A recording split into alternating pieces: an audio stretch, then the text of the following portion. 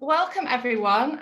My name is Dr. Leonie Hannon. I work at History at Queen's University Belfast, and I'm here really delighted to be chairing this keynote lecture this afternoon at our Troubling Anniversaries conference, which is, of course, as you're probably aware by now, a collaboration between the IHR and Queen's University Belfast, celebrating the centenary of the IHR. So I'm really delighted to introduce Robert Bow Roberts. He's a professor of the history of science and technology at the Hiroshima Peace Institute of Hiroshima City University. He has published and edited several books on the history of nuclear technologies and has spent 12 years working with a colleague on the global Hibakusha project, examining the non-epidemiological impacts of radiation exposures on communities all around the world. The outcome of this research will be published in his forthcoming book, Nuclear Bodies, the Global Hibakusha, out next March from Yale University Press. So look out for that one. And he will be speaking to us this afternoon to the title of Nuclear Memory Effects, Remembering Hiroshima and Forgetting Fukushima. Thank you so much, Bo. Well, thank you, Leonie, very much. And I'd really like to thank the organizers for inviting me and organizing such a fascinating program. I'd like to thank everybody at IHR and at Queen's University Belfast, and especially my friend Hiroki Shin. It's good to see you. Let me move on to sharing my screen and getting started. There we go.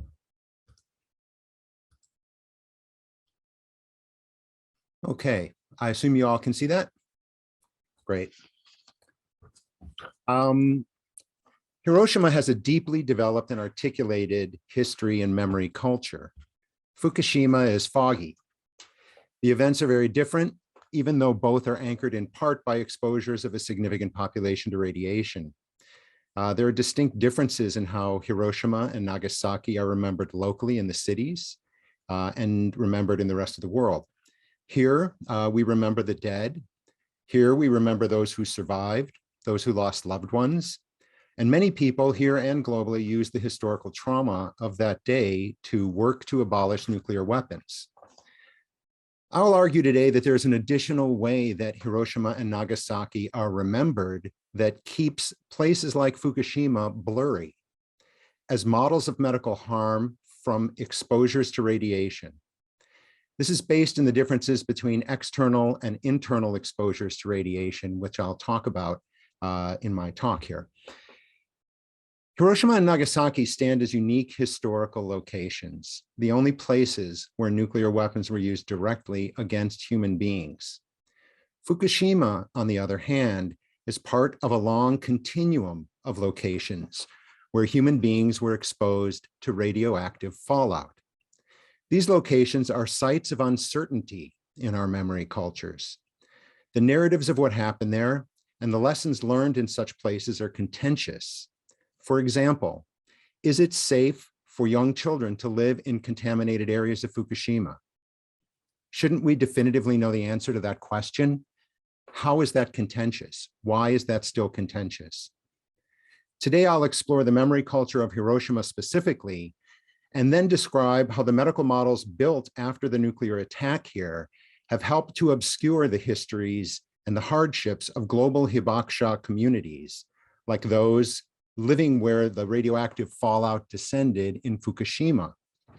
But first, to define some terms, Hibakusha is the Japanese word to describe the people who survived the nuclear attacks in Hiroshima and Nagasaki. These are people who were wounded, people who lost family members, people who have dealt with illness, people who have dealt with sorrow and tragedy. Most of the Hibakusha that are alive today in Hiroshima and Nagasaki were children when they endured the nuclear attack more than 75 years ago. By contrast, there is the global Hibakusha, which is what a lot of my research focuses on. These are people who were exposed to radiation since 1945 from nuclear tests, of which there were more than 2,000. nuclear production, for example, the manufacturing of plutonium, and nuclear accidents. This map here shows you all of the sites where nuclear weapons have been tested in the world. Nuclear weapons have been tested on every continent except South America and Antarctica. And there are global hibakusha all over the world. For example, in the UK, there are global hibakusha specifically from the Windscale fire at Sellafield in 1957, but not from nuclear testing because the UK never tested any of its weapons inside its own borders. It only tested weapons in post-colonial spaces. Some countries never tested nuclear weapons in their own territories. Other countries did test inside their own territories. But in either case, the people who lived nearby were significantly exposed to radioactive fallout. So I'll turn now to look at the beginning of our encounters with nuclear weapons. Of course, in Hiroshima and Nagasaki, which were both attacked with nuclear weapons. And they were attacked not because of their military value, but Hiroshima was chosen, for example, because the city is flat and it was a very good place to do post-attack assessments of the bomb's impact because the forces of the weapon were not shielded by valleys or mountains, which is what happened in Nagasaki and why there's a lower death toll there. So these were taken, obviously, by the planes flown by the United States that conducted the nuclear attacks. And this photograph, to me, as an American, very much represents the way that we Americans tend to look at Hiroshima. We tend to look at it from the sky. It's an eye of God perspective. The city doesn't seem destroyed. It just seems erased. It just seems like it's not there. And the most important piece of the American narrative of Hiroshima, there are no human beings visibly present in this image. So for Americans and for many people, the nuclear attacks on Hiroshima and Nagasaki happened to places rather than to people.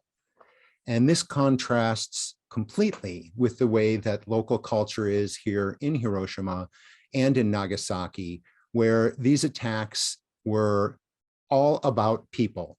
The story is entirely about people. This photograph taken on August 6th was taken at ground level, taken in Hiroshima. This is a little over 2 kilometers from the epicenter. The city is not erased. The city is present and in ruins and burning. And mostly it is full of people. It is full of dead people. It is full of wounded people. It is full of people who have lost family members and friends. So the stories between the US and Japan differ completely, really. The statistics about it, here are the immediate and the total 1945 casualties. This is Hiroshima and Nagasaki. Here you have on the right of each of these, the number of people killed outright on the day of the attack. And on the left, the number of people approximately who were dead by the end of the year. So in Hiroshima, you have, and this here is percentage, you have a quarter of the population killed outright and over half the population dead by the end of the year. In Nagasaki, 20% of the population killed outright and a third or more killed by the end of the year. So as you can see, these attacks devastated entire communities. These were largely civilian populations. There were thousands of children present in both cities. People continue to die because of the effects of radiation, even today, people who were exposed to radiation as children. So the memory culture here is very much built on what happened that day, on what people experienced, and also on the rebirth of the city and the reemergence and reestablishment of Hiroshima into the beautiful city that it is today. People made their lives and rebuilt their lives in the destruction of the city. Schools carried on, people rebuilt houses, people rebuilt businesses, people slowly put their lives back together and slowly put the city back together. And the city began to rise again out of the destruction of the nuclear attack. The Genbaku Dome, the A-bomb dome, always stood as a bit of a memory site, even from the beginning. The city is mostly made of wood, and really almost the entire city burned after the nuclear attack. What survived was reinforced concrete buildings. The A-bomb dome was a reinforced concrete building fairly close to ground zero, and so it stood and has always sort of been an emblem of the impact of the effects of blast and heat from the weapons. The wooden houses began to be rebuilt. Those were rebuilt, and several of the buildings, the reinforced concrete buildings, also stood. Towards the end of the occupation, the city began to, and after the occupation, which ended in 1952, the city began to build a memorial to what had happened here in the nuclear attack on August 6th. This is the first building built in the museum that you can see across the river from the A-bomb dome. And slowly the park and the museum began to be put together once the US occupation was over. This is the A-bomb dome today. In 1996, it became a United Nations World Heritage Site. It's now reinforced and carefully maintained by the city. And it's a recognizable symbol worldwide for Hiroshima and for the destruction that happened in Hiroshima. One moment.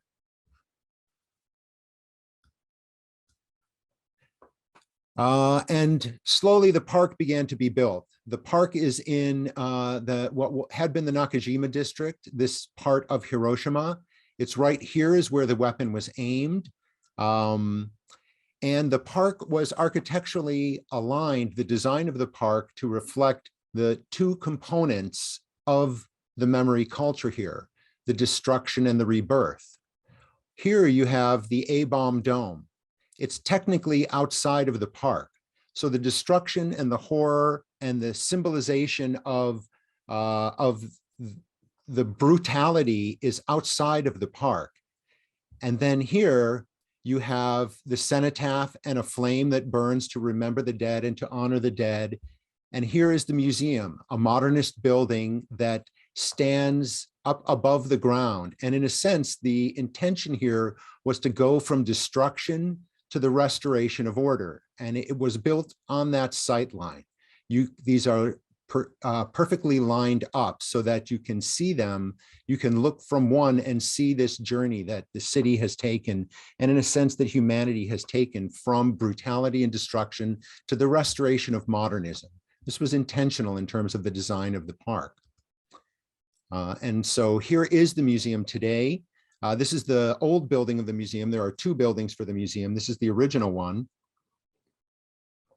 This is looking at it from the cenotaph, and turning around and looking the other way, you have the cenotaph to honor those that perished. You have a flame here for those. This is the memory of those who were killed. And back here you have the dome, the origin point of the destruction. Here it is in model form. And so memory and peace, the restoration of a sane world order, is very much a part of how this is structured. You have in Hiroshima memory culture, you have the memory of the nuclear attack, you have the memory of those who died, you have the memory of those who recovered and survived and were wounded, and you have a wish for the abolition of nuclear weapons, that what happened in Hiroshima and Nagasaki will never happen again to another city. So the focus of the park and the focus of peace culture in Hiroshima is both memory and to achieve peace. And by peace, we mean the abolition of nuclear weapons. However, some things have been left out of the park and left out of the memory culture, and other things have had a journey to find inclusion in the curation of peace culture here in Hiroshima. So for example, here is another map again of the park. You see that sight line here of the dome leading directly to the museum. And one of the things that is really neglected in Hiroshima is ground zero, the hypocenter. Many people believe that the weapon detonated over the A-bomb dome, but it didn't. The weapon detonated here, about 600 feet over the Shima hospital, which had completely vaporized below it. In Nagasaki, the park is built around Ground Zero, but in Hiroshima, Ground Zero is left out of the commemoration. Here is what is at Ground Zero. It's a small marker. These markers are all over Hiroshima. They're at places where there is some sort of history from August 6th, some sort of A-bomb history. So much like there is one in front of the train station, much like there's one in front of City Hall, this is all there is to mark the hypocenter and to give you a sense of how much outside of people's perceptions and how much outside of visitors' ability to even locate it, this is what this specific one looks like. This is Ground Zero in Hiroshima. A lot of people who visit the park look for Ground Zero and can't find it. It's really not central to the curation of the park. Another is the honoring of Korean Hibakusha. This is the monument in memory of Korean victims of the A-bomb. There were approximately 30,000 Koreans living in Hiroshima, 20,000 in Nagasaki. These were people who were living there because of the Japanese Empire and the Japanese occupation of Korea. Some had migrated to Japan, others were brought as forced laborers during wartime. There's approximately 30,000 Korean Hibakusha who survived between the two cities. Most of them live in South Korea. Some live in Japan. And it took them a long time to be recognized as Hibakusha by the Japanese legal system. And this monument was dedicated in 1970, and it was outside of the park. It was across the river from the park. So it was near the park, but not included in the park, and finally moved into the Peace Park in 1999. So recognition of what happened to the Korean Hibakusha has been long and has been labored for there to be inclusion. I would also point out, this is an app you can get. This is Hiroshima Archive, the AR for augmented reality for smartphones for when you visit. And when you walk around, you can click on the stories of various people. You can hear stories, you can hear testimony, you can read about various locations. Actually, I was supposed to be at home, which is right here for this talk, but I'm actually back here now at the university. But anyways, when you're walking around, you can hold your phone up and you can see what happened where you are, and you can hear stories of people where you are. But again, there are telling gaps. For example, this is Ground Zero, and there's stuff all around, but there's quite a big area close to Ground Zero where there is no testimony. And this area is the location of the Hiroshima Castle, which was the former military garrison and barracks. So the people who could tell you about this area were people who were there at that time, were soldiers. So in this testimony and in this curation, there is scant inclusion of the testimony of people who experienced the nuclear attack as soldiers, much more of an emphasis on civilians and children who were, of course, the bulk of the population and who actually were the people that were targeted. The weapon was dropped on downtown. It was not dropped on the military garrison or the headquarters.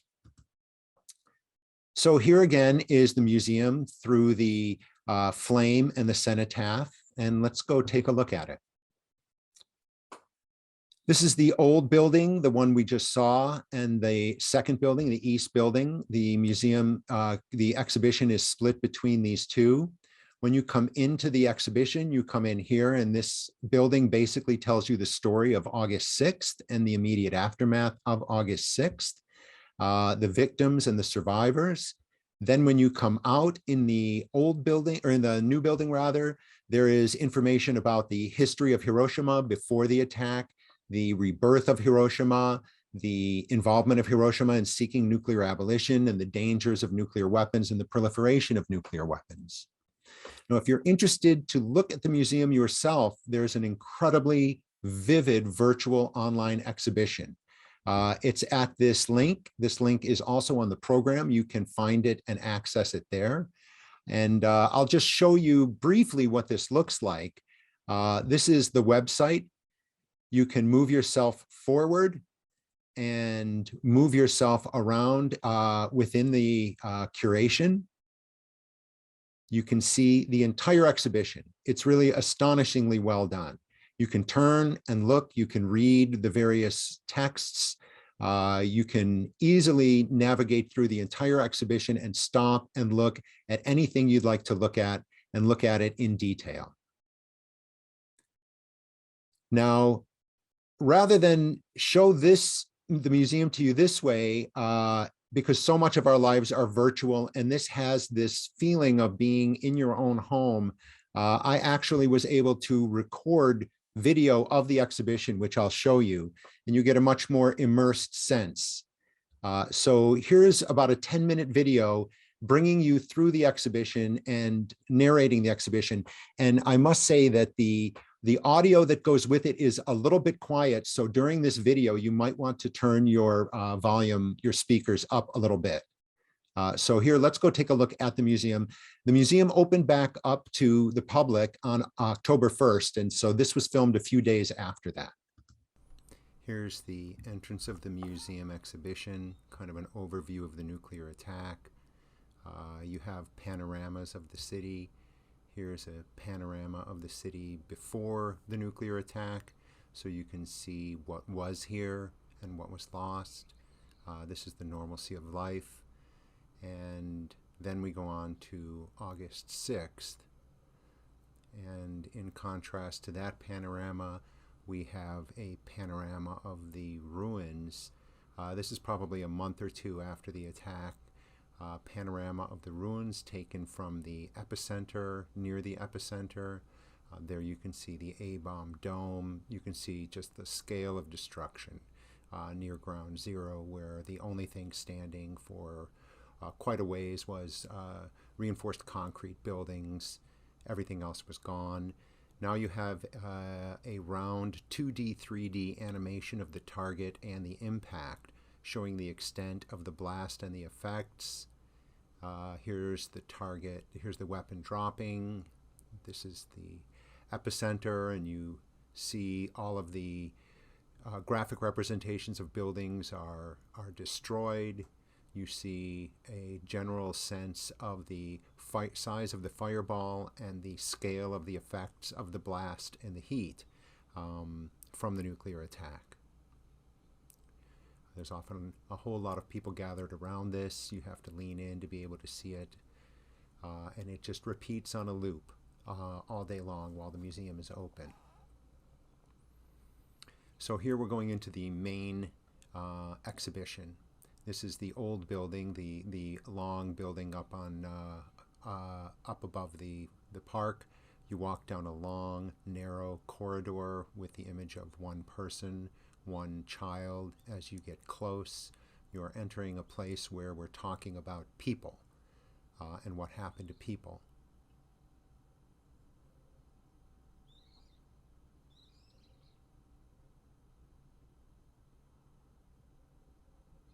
The reality of the atomic bombing. So one of the first things you see is some of the photographs taken on August 6th by Yoshito Matsushige, the only photographs taken in Hiroshima on August 6th. And you also walk through a long corridor where you see photographs of the mushroom cloud taken from people who are outside of the city.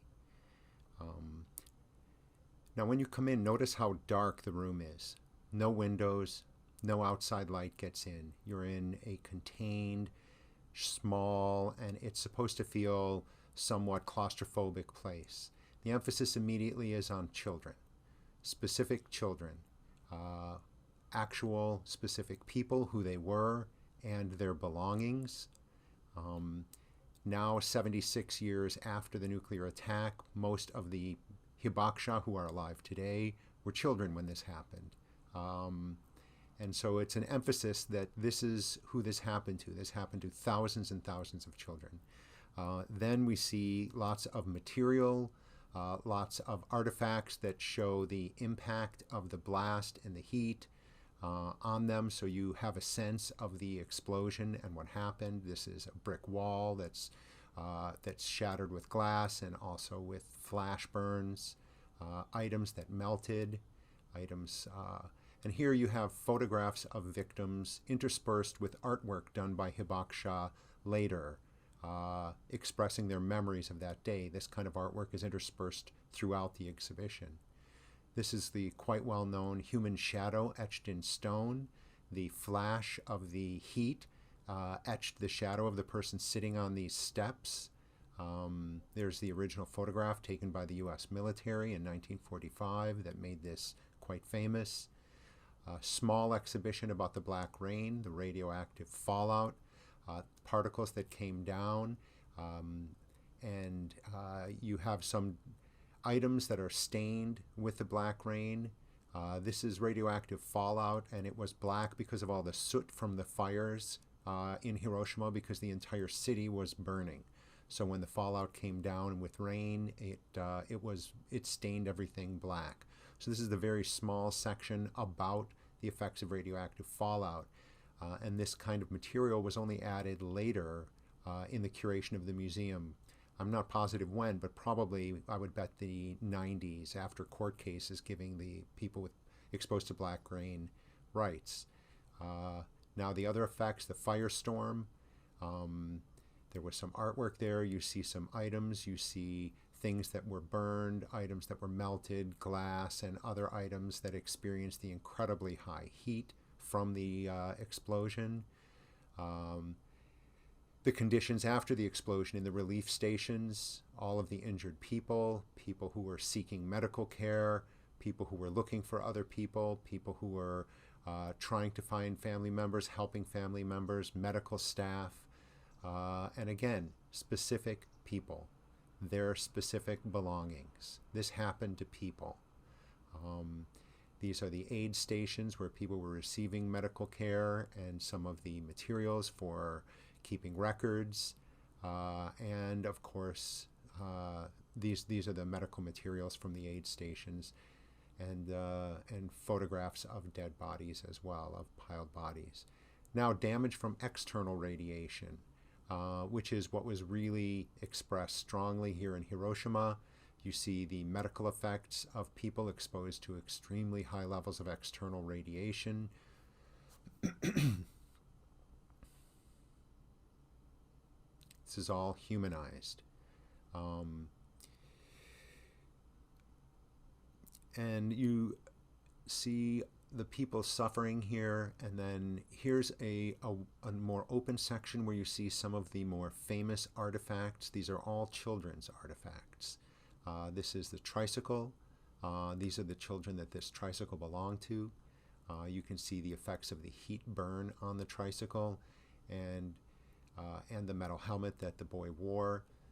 Here is a young boy's lunchbox, and the material inside of the lunchbox was turned to ashes by the heat.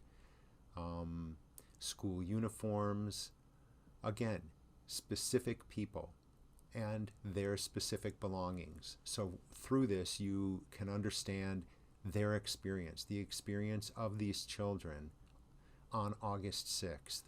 Often these have some quote, some testimony by a family member explaining something about the children, some memory of them, or some discussion of what happened to them, so that this is people, families, communities of people that this all happened to.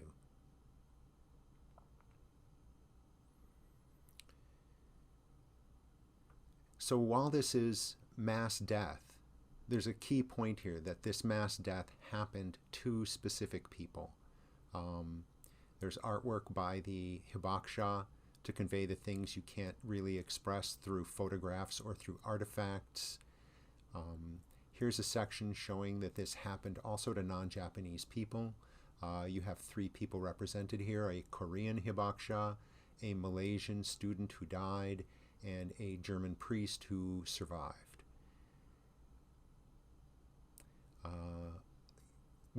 There's just an exploration of families, family loss, how families were ripped apart, families lost family members. Again, a mass event that happened to hundreds of thousands of specific people. And the legacy left behind: orphans, elderly people with nobody to care for them. There's a section here where it talks a little bit about the effects on people who were in utero at the time they were exposed to radiation. Many suffered from A-bomb microcephaly, which is a form of mental retardation that results from exposures to radiation. Now this is interesting, the breakdown of family N. This is about trauma, psychological distress, and suicide, which can devastate a family for decades after the nuclear attack. This is the kind of thing that has really been a progressive aspect of the newer curation, is showing the emotional and psychological toll on human beings and therefore on their families as well. It used to be that the museum told the story about physical harm. The inclusion of emotional and psychological distress has been inclusive of a lot of people whose stories were not originally included in the curation. This is a tragic family that was, plagued by a father who could not recover from the burns and the devastation and the destruction of his life. This was based on a newspaper series of articles in the Chigoku Shimbun, in the local newspaper. And here we have a large section about Sadako Sasaki. She's the girl who folded the paper cranes and is certainly the only person present in Hiroshima that most non-Japanese people can actually name. Sadako was 2 years old when she was exposed. She was healthy after that. These are some of the paper cranes that she folded. 10 years after she was exposed to radiation, she developed leukemia and died.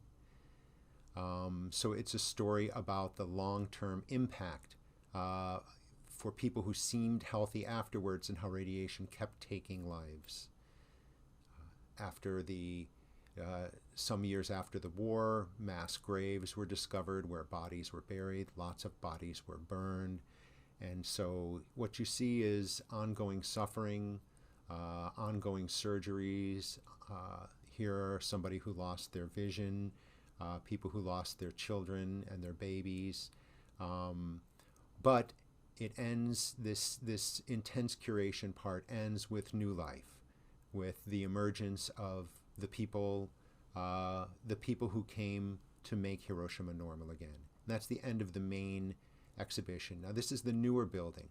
As you come in here, there's initially a discussion of Hiroshima, the city of Hiroshima, before the war, during the war, after the war, with a strong emphasis on the rebuilding. The establishment of the Hibakusha laws, which gave compensation and enhanced medical care to the Hibakusha, and the emergence of Hiroshima as a peace city, engaged in endless efforts towards the abolition of nuclear weapons.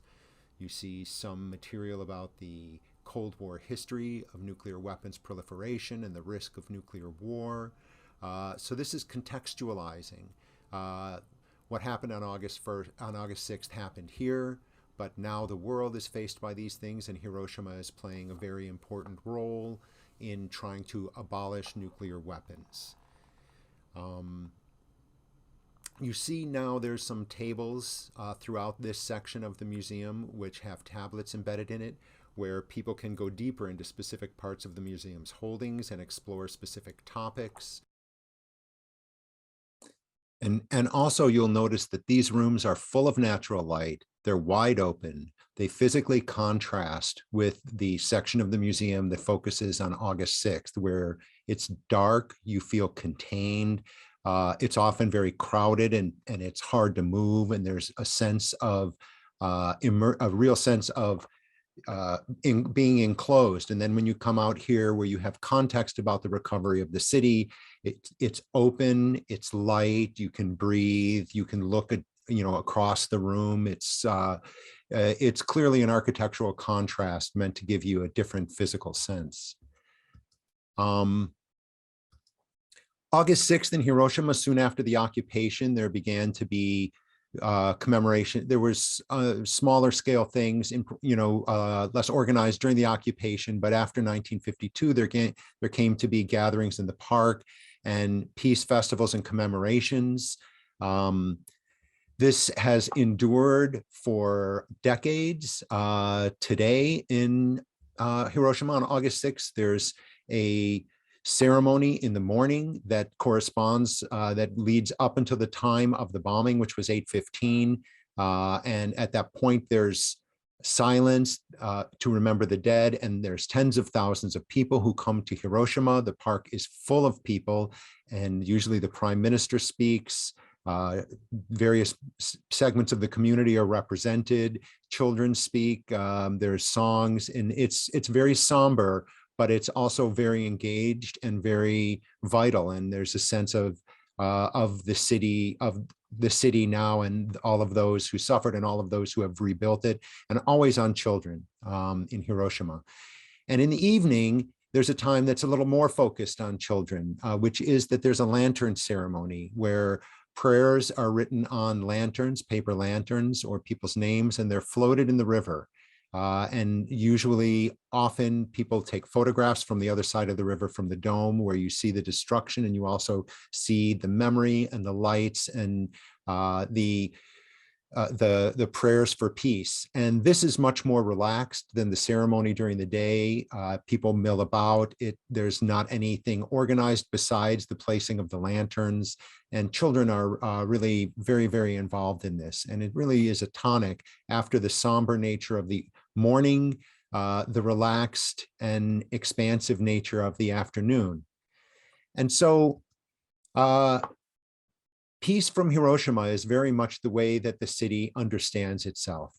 There was the nuclear attack, and from that nuclear attack, peace needs to emerge. But peace in Hiroshima has a very specific definition.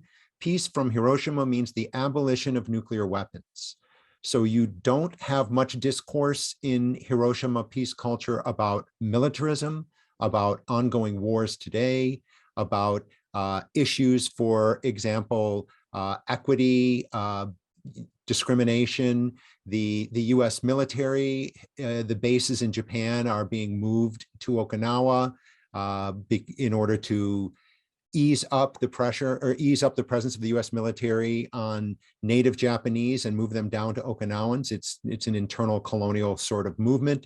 There's a lot of discourse around that in Japan, but you really don't hear about it in Hiroshima very much. In Hiroshima, the word peace means abolition of nuclear weapons. Well, the title of this talk is about memory effects. And to develop that frame, I need to talk just a little bit about nuclear weapon effects. So bear with me while I lead you through nuclear weapons a little bit. Nuclear weapons are frequently said to have three main effects: blast, heat, and radiation. Now, I've added this S in the plurals there because we experience radiation in two different forms. Our bodies encounter the energy in two different forms. One is prompt radiation. This is a burst of radioactive rays that happens when the bomb explodes. And the other is residual radiation, which we all tend to know by the name fallout, radioactive fallout. It comes down out of the cloud after the attack. So just briefly, this is the map that's frequently used in the museum to teach about what happened in Hiroshima. This is the extent of the blast and the heat effects. Here is the hypocenter.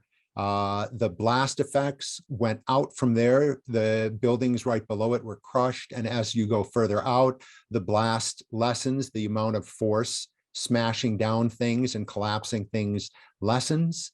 The fire was the hottest at the center, and the heat, also the energy from the heat gets less and less as you go out from ground zero. Oh, sorry, actually clicked inadvertently. And the heat, the red, which shows the fires, this is because once the city was on fire, it just burned up the valleys and burned all along the rivers and things like that. So even though the distribution of the heat energy was circular, the fires burned outside of that circle wherever they could spread. Now, radiation, again, there's a difference between prompt radiation and fallout. Prompt radiation is a burst of rays, a burst, it's like X-rays. It too, like the blast and the heat, emerges out of the center of the explosion, and the energy of it travels outward. And like the blast and the heat, the prompt radiation gets less and less energetic the further away that it gets. So the closer you are to ground zero, the higher your exposure to prompt radiation, radioactive rays that just pass through your entire body. But the fallout is different, the radioactive fallout. When the weapon explodes, there's a lot of fission products which are part of the detonation, part of the explosion. So these are particles. These are pieces of radioactive material. And the heat of the fireball draws material up from the ground. So lots of material is rising up from the ground into the cloud. This is why it mushrooms out. It's filling up with particles. It's filling up with radioactive particles. The cloud is getting wider and wider. And then, as with any cloud, the cloud will slowly drift. And as it drifts, those particles fall back out of the cloud to the ground, and that is radioactive fallout. Now, the prompt radiation lasts for less than a minute. There's a burst of radiation, it's there and it's gone. Think about when you go to the dentist and you get an X-ray. The X-ray's on, then the X-ray's off. When the X-ray is off, there's no more radiation to be exposed to. It's only while the rays are when the X-rays are on that you are being exposed to radiation. This is the way that the prompt radiation was. There's a burst of incredibly high amounts of radiation for less than a minute, and it passes through everything as it moves outward, through your entire body, through buildings, through all kinds of material, and then it's gone. And the damage has been done in that minute, the damage to your body by that radiation. But the fallout, these particles come down later and they stay radioactive. So they're dangerous, they're more dangerous later, not so much right at first. They are dangerous right at first, but they remain dangerous for a long period of time. And depending on the chemical, depending on which particle it is, some of them can remain dangerous for thousands of years. Some of them are only dangerous for a few days or a few weeks, but some, like plutonium, is dangerous for over 100,000 years. So long after the bomb has exploded, the particle of plutonium that lands somewhere downwind can still make people sick. So this radiation presents danger to those that are close by, and this radiation presents dangers to those that are close by and also people that are far away. And that danger lasts for a long time. So here you can map out where the people were who were affected by the prompt radiation. It's just like the blast and the heat. The level of the radiation inside this black circle was very high. As you go further out, the level of radiation is less. So the damage to people's bodies is less if they were located farther away. However, the fallout went very far away. Here's the hypocenter. So here's the 3 kilometers roughly around where the blast, the heat, and the prompt radiation went.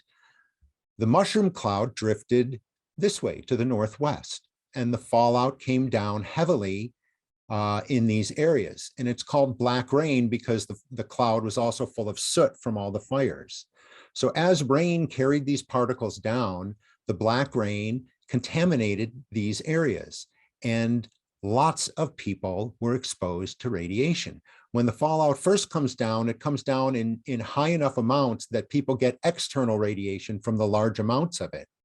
But as it dissipates, as it is blown around by wind and rain, and it spreads into the ecosystem, the individual particles remain dangerous for a long period of time. They can remain dangerous for a long period of time. So there were a lot of people exposed to the black rain.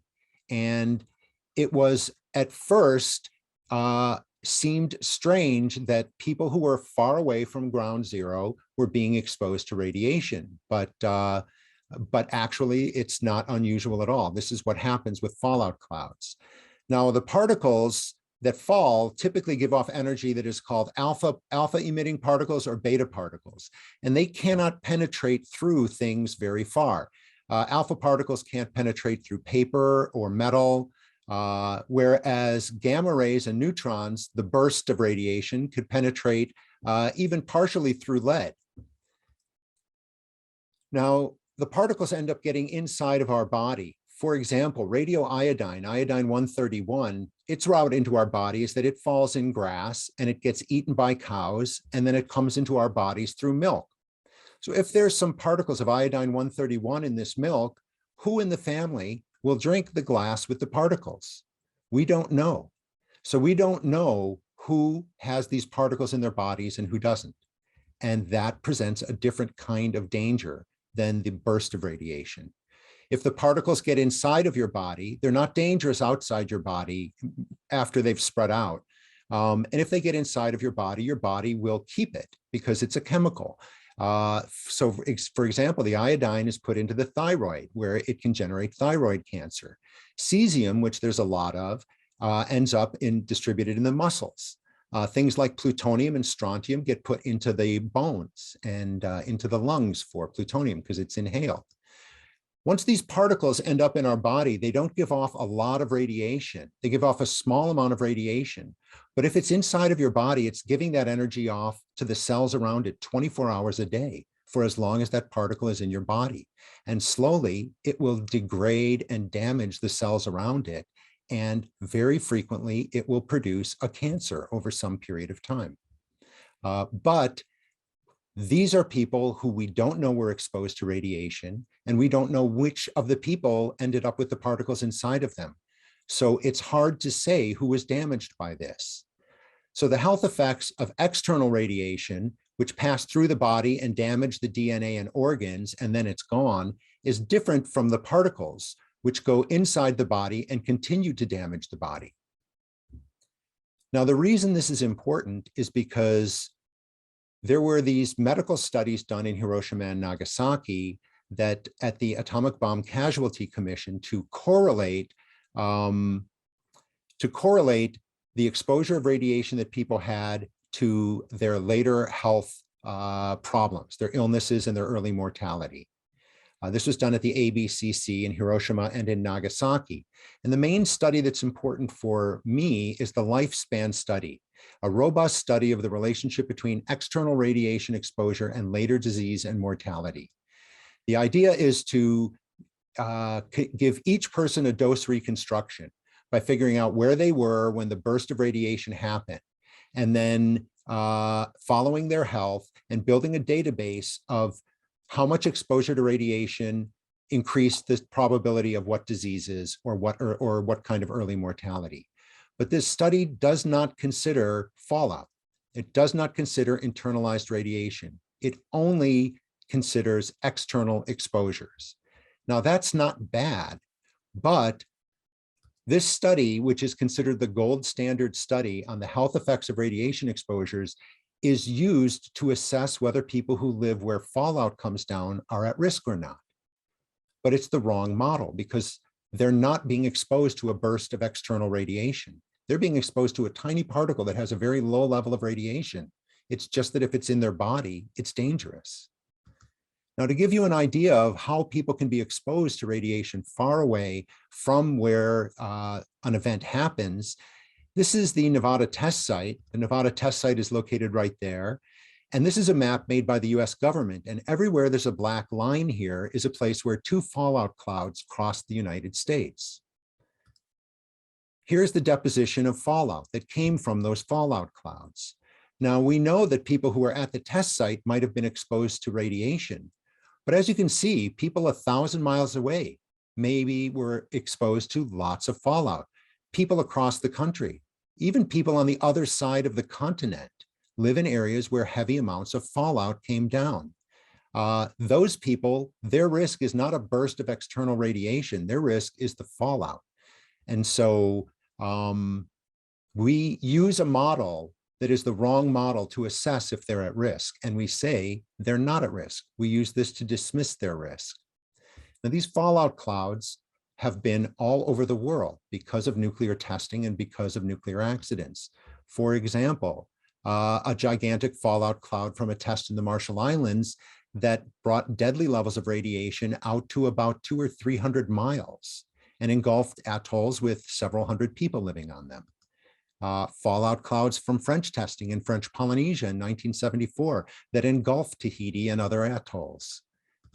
Chernobyl, where we know there was large fallout clouds swirling around Europe.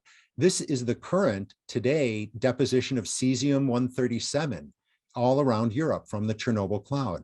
So there are people far away from Chernobyl who are living in ecosystems that are full of these particles, and we dismiss their risk because the levels of radiation a Geiger counter can read are low. Just to bring it home a little bit more, the Windscale fire in 1957 in England is often said to have had a small cloud that crossed England, but we have much better computer models now. And so here is a model that was done in 2017 by the Irish Center for High-End Computing, which now can take the known weather patterns of the time of the Windscale fire and show you how the fallout was moving around the UK and Ireland at that time. So this is the distribution. This is a computer model based on the weather and the releases of the distribution of fallout from the Windscale fire in 1957 in the first week.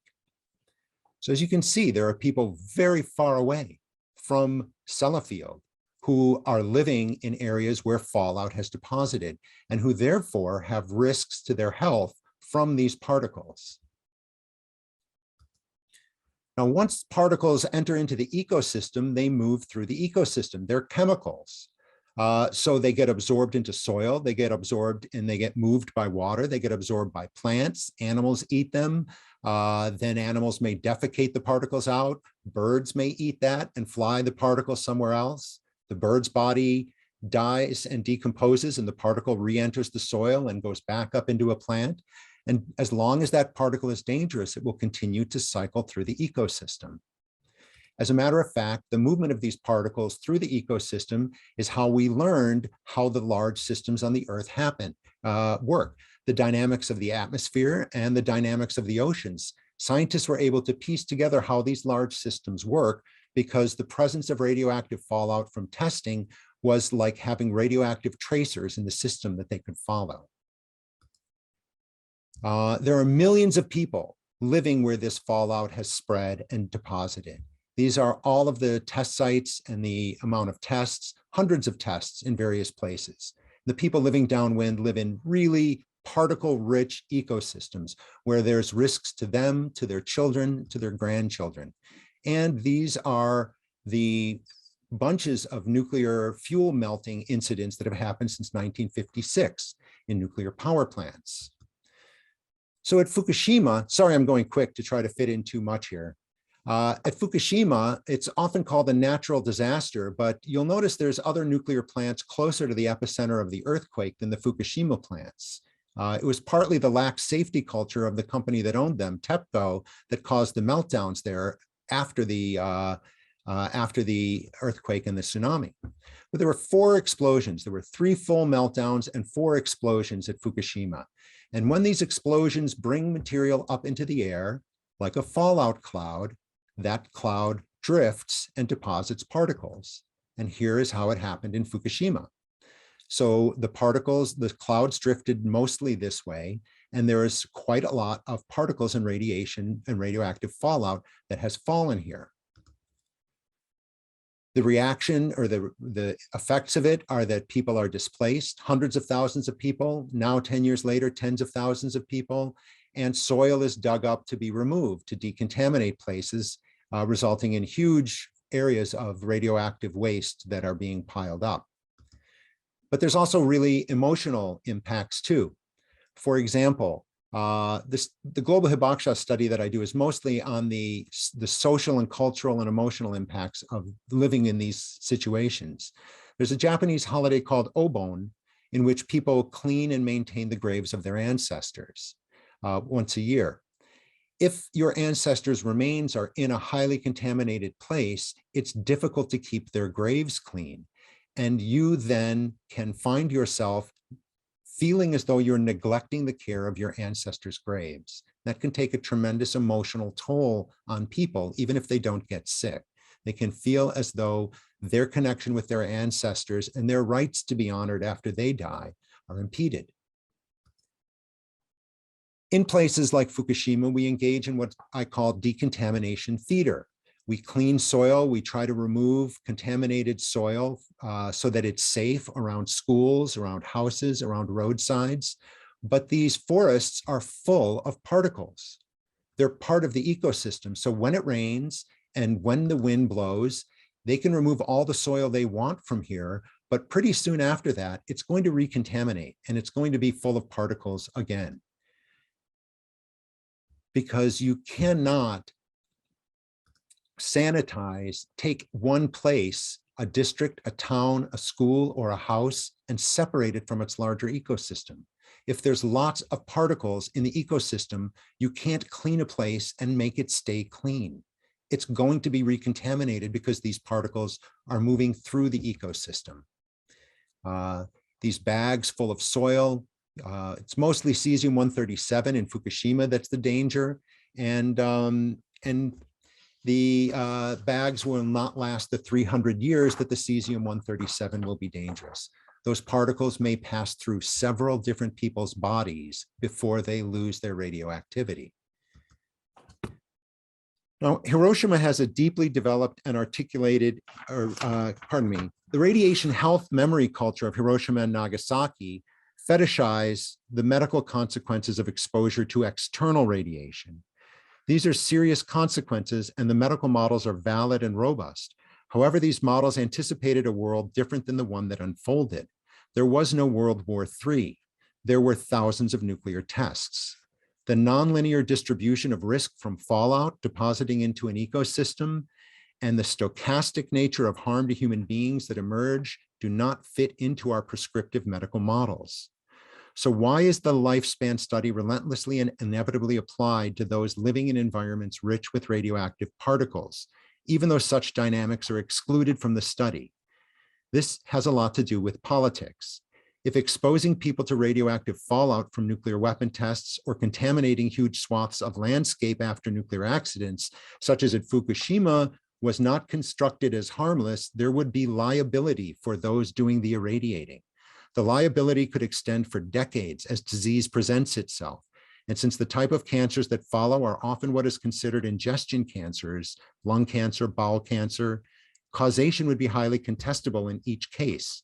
Invoking the lifespan study and declaring the levels of external radiation as too low according to the study's statistical models to cause disease relieves the perpetrator of liability. Contaminated land can be declared safe once external levels detect as low, even though the risk to humans who live and produce food in such places is from internalizing the particles, which remain and often outlive the residents themselves. The event may be deemed over and all liability issues eliminated. Many people hope that the court ruling in favor of the Black Rain litigants, which recently came this last year, in which they were recognized as Hibakusha, even though they were they were several kilometers away from the city center. They won a court case here in Hiroshima, and there's hope that this may open a path for ascribing legally determined harm to people exposed to radioactive fallout, for example, in Fukushima. We remember the people of Hiroshima and Nagasaki as victims of nuclear weapons. They were the sites of nuclear attacks on primarily civilian populations and became harbingers of a technological threat against all life on Earth. While we have avoided a global thermonuclear war, we've subjected millions of people to radioactive fallout. We pretend that because they were exposed during tests or accidents, that this was not violence. We have abandoned the global Hibakusha to either displacement or continued habitation in radiologically contaminated communities. We are just learning how to remember them and how to see them today.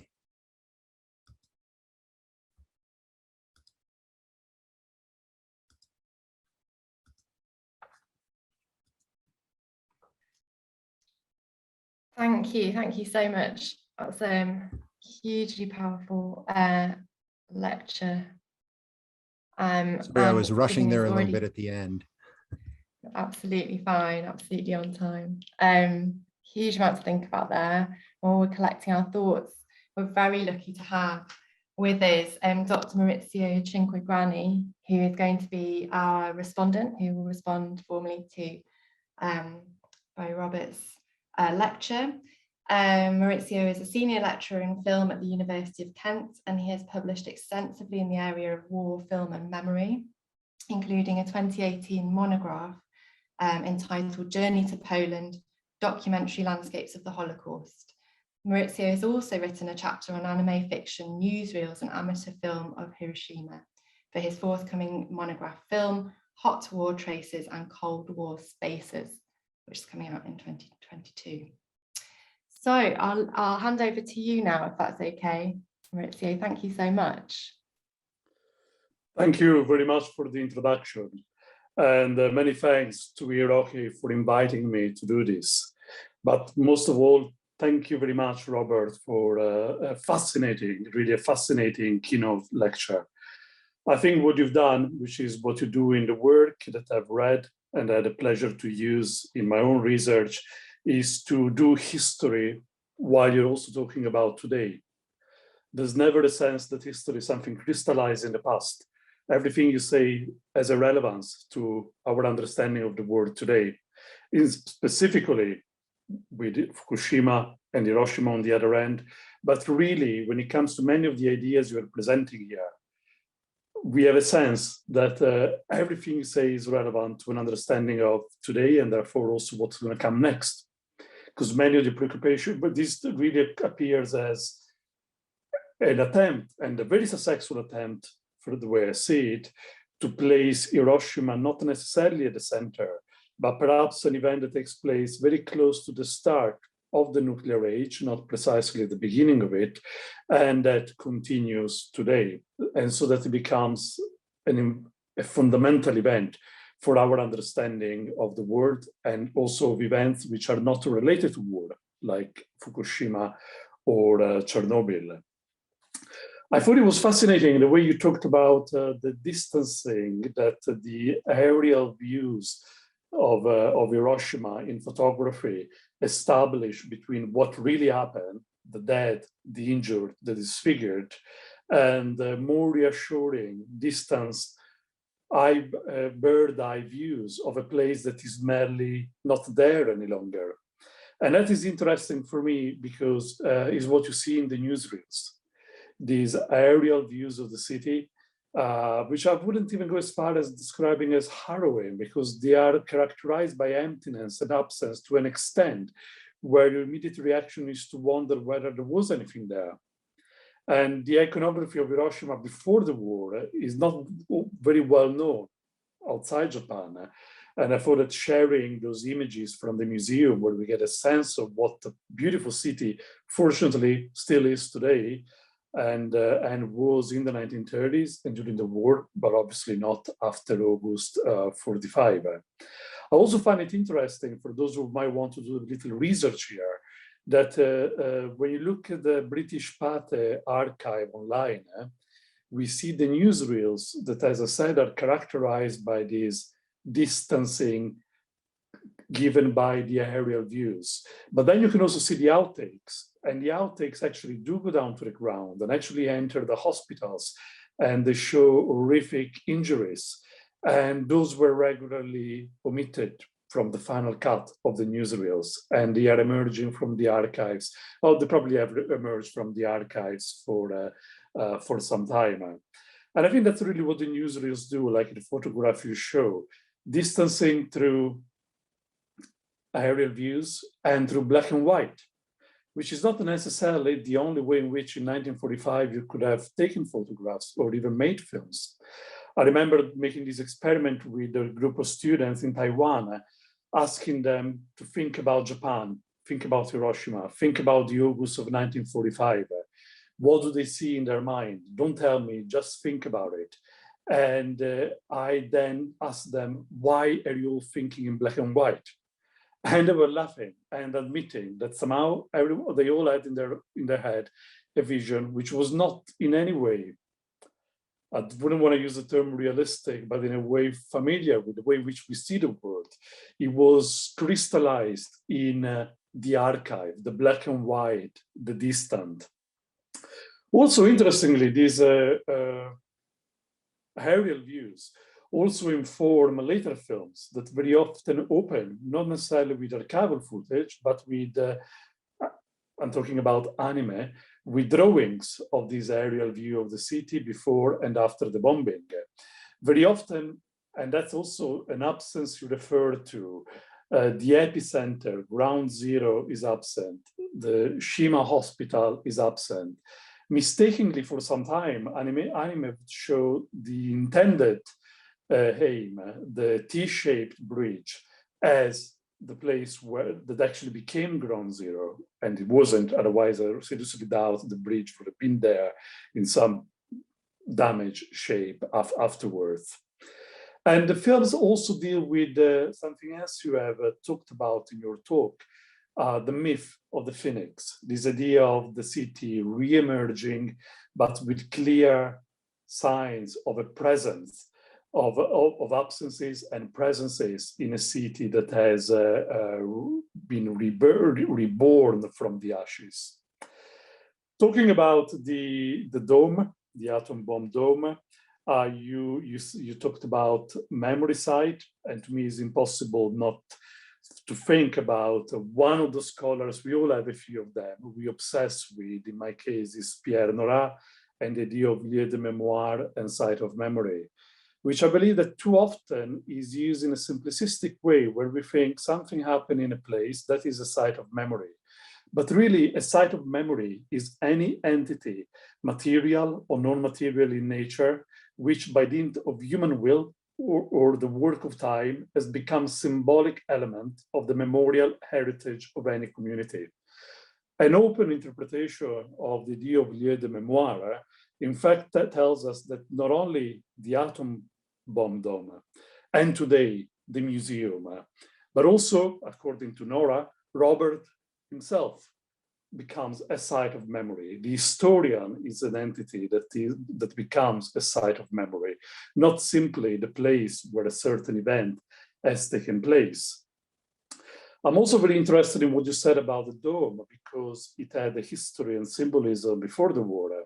So it becomes what we know today is a symbol of Hiroshima and a more global symbol for pacifism, but also it was a symbol of imperial ambition. And in my view, even more importantly, it was a symbol of civic pride for the city of Hiroshima in the 20s and 30s, that is transformed in a very different site of memory, a very different symbolism in one instant in August 1945.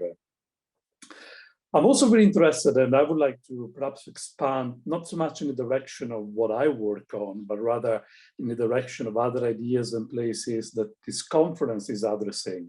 I would like to go back to the Shima Hospital, the ground zero that is absent from the memorialization of the city, from the topography of memory of Hiroshima. And I think that made me think about the disappearance of traces in our other context. Why do we associate the Holocaust with the site of memory of Auschwitz-Birkenau or Auschwitz I? Because those places have survived. Partly also because those are the places where, and I use this in inverted commas because it's not an ideal definition, our Jews, the Jews of Italy, France, the Netherlands, Belgium were killed. But why shouldn't Treblinka, Sobibor, Belzec, Ponari, Rumbola, Babi Yar, and all the places where the majority of Jews were killed, the vast majority were not killed in Auschwitz, why shouldn't these places be remembered and used as places that embody the memory of the Holocaust? Well, Claude Lasman, the director of Shoah, talks about them as known sites of memory. Traces have disappeared, there's nothing there. So of course, today you can have a productive visit to Treblinka, find traces, visit a small museum, know where was what, but ultimately you have a forest clearing there. Whereas in Auschwitz-Birkenau, you have the buildings, the barracks, the air, the clothing, the striped jackets, and all of that. So in a way, it's interesting that Hiroshima seems to embody some of these problematic memorialization of place. The ground zero is gone. There's nothing there. And there is a plaque, like in so many places in Eastern Europe, where untold numbers of people were killed, and all you get is a plaque. It's easy to anchor the memorialization to the gates of Auschwitz-Birkenau or to the dome in Hiroshima. I also find it very interesting to think about what you said about Koreans, because very often this is another aspect of problematic anniversaries. We remember what happened in Europe during the war, and you can find places like Dachau, where in fact there are absences. And sadly enough, that was agreed by the Committee of Survivors, including Jews, Social Democrats, Catholic priests, until, I don't remember the dates, at some point in the 80s, they agreed on excluding homosexuals from that memorialization. Whereas on the contrary, in the East, you find places that for the sake of being more inclusive, referred, for example, to the Roma people in places like Sobibor, where they were not killed. Of course, they were killed. Auschwitz was the place, not Sobibor. But the an inclusive memorialization has traced their massacre in the wrong place. Whereas in Dachau, we have a very significant absence there. And again, I just want to make sure that others have the time to comment and ask questions. So I would just like to stop here with my response. And thank you once again for organizing the event, for inviting me. And again, mainly thanks to you, Robert, for this phenomenal keynote lecture. Thank you. Thank you so much. I can see a number of hands up. I can see Christopher Hood. Would you like to ask your question? Yes, well, thank you very much, and thank you for the presentation, and also for Maurizio's response as well. I'd like to ask a question which very much ties the two together. Some of my interest in relation to Hiroshima is the symbolic side of things, and I really like the bit at the beginning of the presentation where you were talking about that juxtaposition between the aerial view from the American perspective, Allied perspective, and the ground view of the Japanese. And I'd like to develop that a little bit further in terms of what happened on that day, and to a degree in Nagasaki as well, differs between maybe the Anglophone European perspective and a Japanese perspective. Specifically, that we talk in the West about growing up in the shadow of a mushroom cloud. The imagery is about a mushroom cloud, but for the Japanese, it's pika, it's pikadon, it's the flash, it's the explosion. The mushroom cloud does appear in images, it does get referred to, but it very much feels like third on the list. It feels like an afterthought. And I think this is interesting in relation also to what happened in Nagasaki, Fukushima, which maybe you didn't get onto so much, but I'd just like to hear a little bit more maybe on your thoughts about this division in terms of the way it's referred to and how this ties in with what you were presenting early on.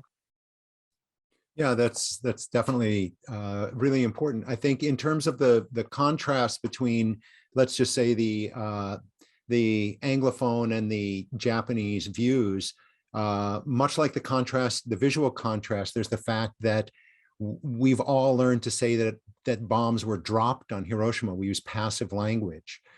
We don't do that with Pearl Harbor. With Pearl Harbor, we don't say that the Japanese dropped bombs on Pearl Harbor. We say Pearl Harbor was attacked. So there's passive and active language, and those reflect positionality rather than they reflect anything about the actions, which is why I try to always say nuclear attacks on Hiroshima and Nagasaki, and never when the bomb dropped on Hiroshima or Nagasaki.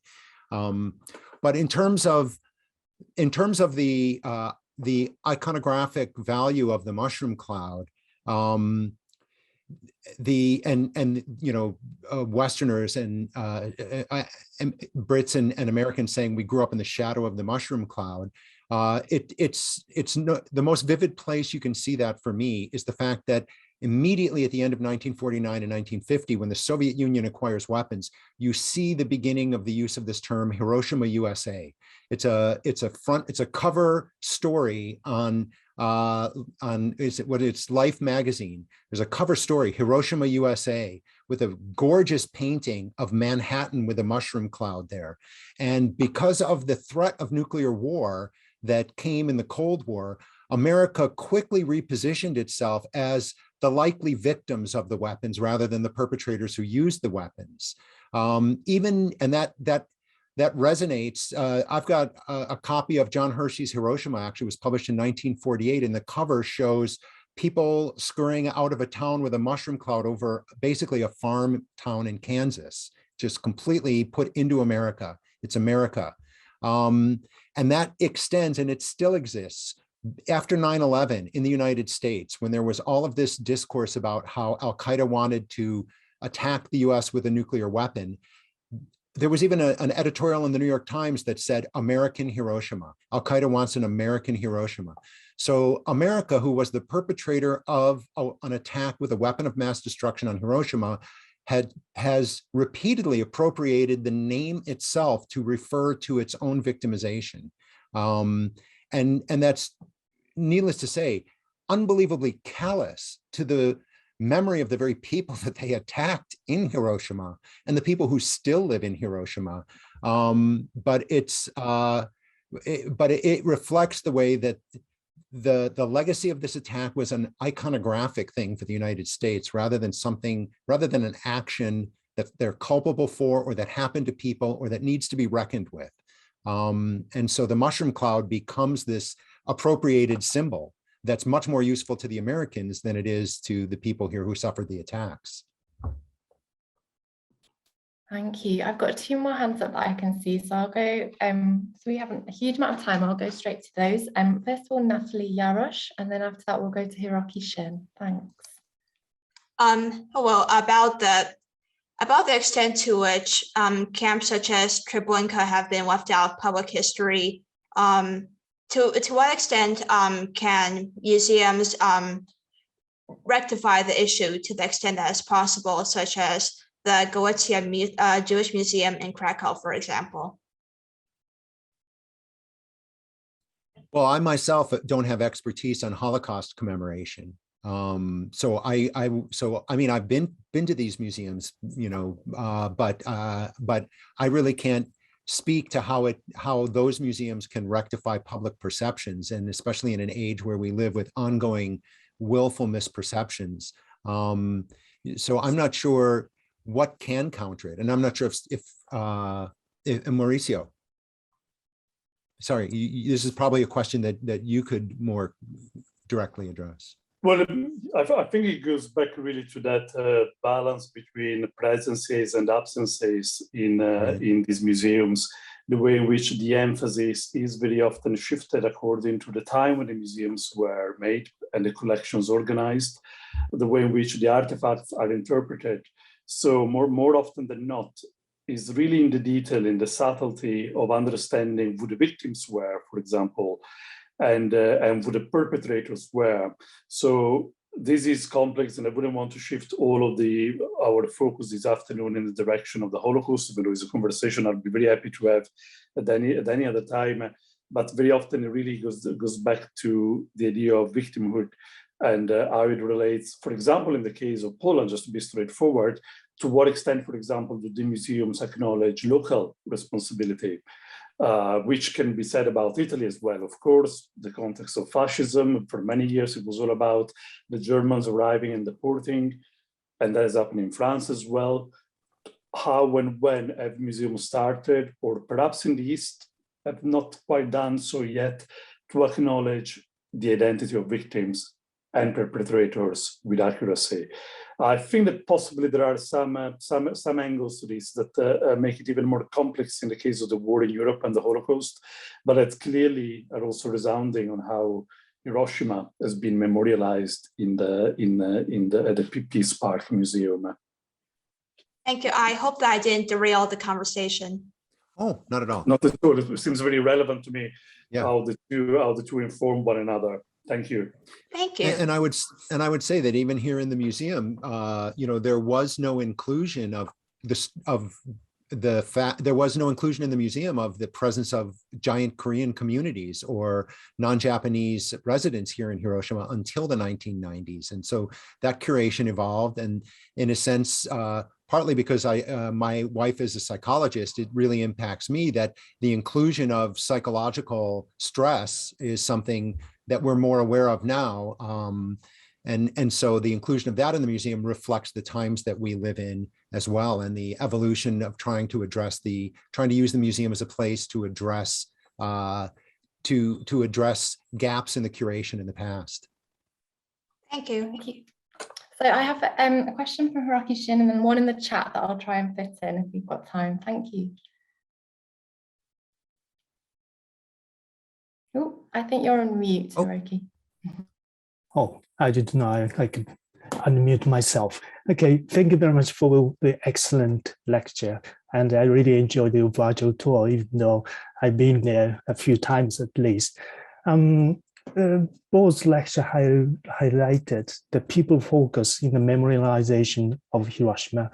And then I thought about what happened in Fukushima after 2011, because there has been some sort of development in Fukushima in memorializing the nuclear accident. And general, my impression is that in Fukushima, at least in the newly built memorial museums, the effort of memorialization largely dodges the issue of people's memory, because when I look at the plans of the new nuclear accident memorial museum, what I see is mostly about technology and how the explanation of how the nuclear accident happened and how they can recover from the accident using the high tech and so on. So I wonder what happened to Fukushima, this shift of focus from people to technology. This may be related to what you talked about, the liability issue. And also it may be related to the narrative of recovery, because I know that in Fukushima, the narrative of recovery was severely criticized by some people because it kind of diverts attention from the responsibility of TEPCO and the government.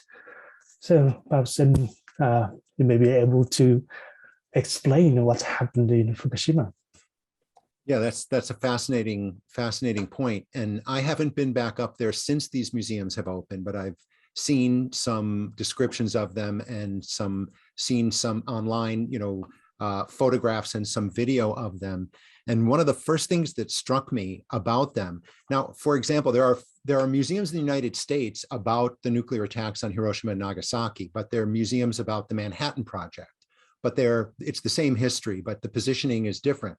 And the narration in those museums is about technology, and the narration in those museums is about stuff and how stuff works and how stuff was made to work and what goes wrong and what's clever and nothing really. There's photographs of a mushroom cloud. There's statistics, how many people were killed. There's no people, no faces or names.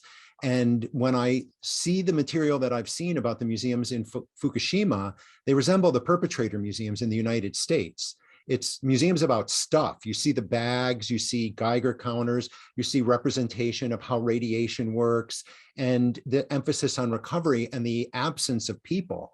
And that's exactly the way that the museums are in the United States. In the United States, the people that are included are Americans, like Oppenheimer scientists or Truman maybe. But for the most part, they obsess over the technology and how the technology works. And that's what those museums in Fukushima seem like to me, because there has to be this emphasis that the victims were only inconvenienced, right? They were evacuated for their own good, and then it's safe according to the lifespan study, so people can move back. And so there aren't victims. There are people who, it was too bad for a while, but there's not, a sense that people have been damage. There's ongoing damage. This is an ongoing event, and somebody did this. So that's the way it strikes me. It strikes me as a museum curated from a perpetrator perspective rather than from the perspective of the people who endured the event. Thank you for that. I could see that our time together is fast dwindling, but I just wanted to squeeze in, if we could, Lauren, who's a PhD student researching video testimony in Japanese museum. She just wondered if, Robert, you would talk a bit more about the Hibakusha testimony in the museum. As from the video, it didn't seem like the voices of those people have much of a presence in the narrative. So she was just wondering if you could fill us in on that briefly. Absolutely. Yeah, I think in my quick walkthrough, I neglected to really point that out, but it's very, very available and really at multiple points. There's public places where you sit and there's video of people giving testimony. Of course, there's little quotes of testimony throughout the museum, but then there's also sort of booths where you can look through video testimony and written testimony of all kinds of people in all kinds of languages. And it's really very, very woven into the museum, not so much in terms of public observation, but there's repeated places where there's lots of testimony you can access in text form, in video form, through computer interface where you select what you want to hear about or the kind of person you want to hear from, what language you want to hear it in. So it's really very, very, it's similar in a sense to the way that there's some Holocaust commemoration is. There's a Holocaust museum actually in my hometown in Skokie, Illinois, and